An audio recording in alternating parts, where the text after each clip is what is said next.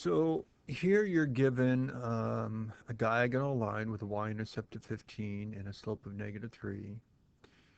And you're asked to find an expression for the area underneath your curve from 0 to x. Well, when you look at your graph over here, and that would be the first thing you should do, is to draw yourself a graph. Once again, we have our diagonal line coming down. And we're going from 0 to x. In other words, we're going x units over. We can go all the way up to 5, but for some value in between 0 and 5, what's it going to be? Well, you can see that the shape, whoops, sorry about that, that is formed is a trapezoid shape right here.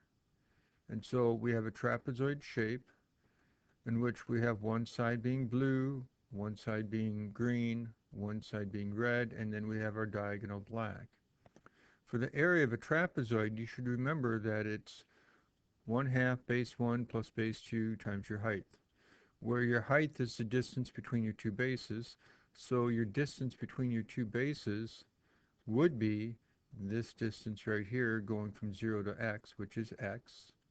Your bases are the parallel sides, so that would be the blue side. Well, that's your y-intercept, or what you get when you plug in 0. And if you plug in 0 right here, you do get 15.